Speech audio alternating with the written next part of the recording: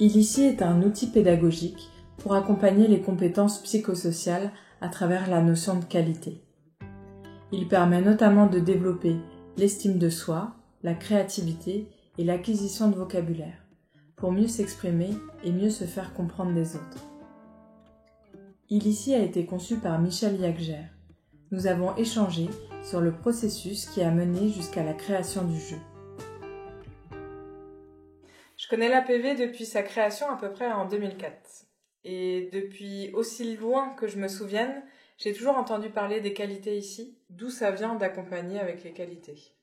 Ça vient de toute mon expérience sur le fait que l'individu il a besoin de trouver de l'estime de lui pour pouvoir aller à la rencontre des autres. Et que dans l'estime de soi, il faut pouvoir parler de soi. Et notamment quand j'ai accompagné beaucoup à l'emploi, je voyais que les gens ne savaient pas parler d'eux.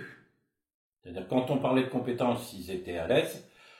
Et dès qu'on leur demandait de parler d'eux, de ce qu'ils étaient, ce qu'ils pouvaient exprimer, il y avait un mal-être et une culpabilité à se donner des qualités personnelles. Pour moi, l'accompagnement à apprendre de l'estime de soi, c'est accepter de se donner de la valeur, accepter de reconnaître ses qualités, et puis accepter que les autres nous reconnaissent des qualités, puisque les qualités, je les exprime au milieu des autres et les autres peuvent me les renvoyer. Et comment tu te définirais du coup qualité?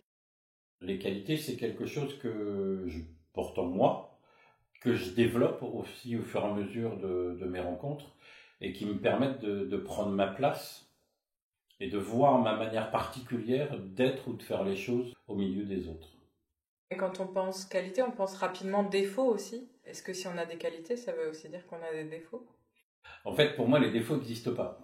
Une qualité qu'on n'exprime pas, qu'on n'arrive pas à exprimer, ça devient un défaut. Et puis, il y a certaines qualités qu'on trouve comme un défaut à un moment donné de la vie, qui, quelque temps après, vont devenir une énorme qualité, voire une compétence derrière. Moi, je parle toujours de bavard. À l'école, pendant toute la scolarité, un bavard, c'est quelqu'un qui a un gros défaut. N'empêche que s'il veut devenir enseignant, il faut qu'il soit bavard et qu'il apprenne à parler. Quand on est capable de mettre un mot sur une qualité, elle n'est pas figée, mais l'expression de la qualité, elle va être différente selon que ce soit toi, que ce soit moi. On peut avoir la même qualité de bavard, par exemple, mais on ne va pas l'exprimer du tout de la même manière. Peut-être une question sur le lien entre les qualités, l'estime de soi. L'estime de soi, c'est pour pouvoir se donner une valeur. À chaque fois que je suis en interaction, en fait, les autres m'offrent une connaissance de moi. Donc même dans des interactions qui seraient peut-être moins agréables, je peux quand même trouver l'occasion d'une meilleure connaissance sans remettre en cause la valeur que je m'accorde. Tout à fait, oui. Pour moi, l'estime de soi, c'est la connaissance de soi et la possibilité de se situer au milieu des autres. C'est pour ça que c'est le slogan de l'APV, être soi au milieu des autres. Et tous les gens qu'on accompagne qui sont pas capables de mettre des mots sur eux, de se définir, etc., on voit bien qu'ils sont en souffrance parce qu'ils laissent les autres mettre des mots sur eux. Comment on accompagne là-dessus? La première chose qu'on a pu repérer, notamment en travaillant beaucoup avec les missions locales et les centres sociaux, c'est donner du vocabulaire. Parce qu'avec le vocabulaire et quand j'ai une définition, j'ai un point de repère de comparaison pour pouvoir expliquer aux autres qui je suis. Donc c'est pour ça que j'ai créé un jeu qui a ce que moi j'ai appelé un qualictionnaire.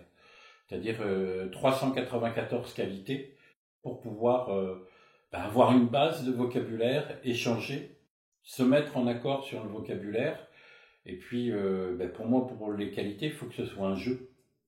Il faut que ce soit un jeu et il ne faut pas que ce soit égocentré, c'est-à-dire que je trouve mes qualités à moi, mais que je joue avec les qualités, que les autres me renvoient des qualités, que j'en renvoie aux autres pour pouvoir accepter ce que je dis, et sortir de la culpabilité de se donner des qualités.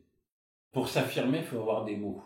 Je crois qu'on oublie vraiment aujourd'hui la notion de vocabulaire, et plus j'ai de mots pour me définir, plus j'ai de l'estime de moi, plus je vais pouvoir m'affirmer au milieu des autres. Donc l'idée du jeu, c'est aussi d'amener le débat et d'obliger chacun autour de la table à un moment donné expliquer ce qu'il a vécu, la définition qu'il a, et pour que la parole se développe aussi. Puisque à chaque fois qu'on accompagne les qualités, nous on y met créativité et développement relationnel derrière. Le jeu réunit les 3 éléments.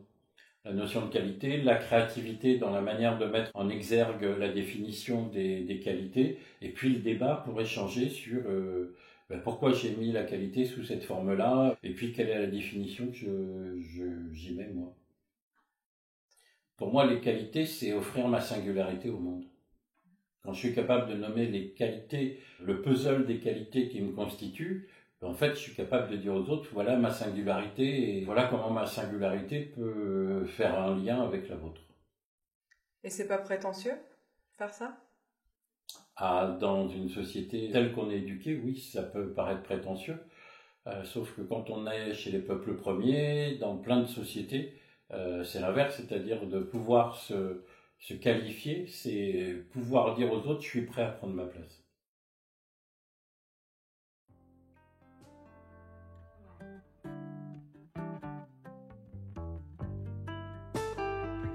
Illici, une conception Michel Jacquer, une production Académie des projets de vie.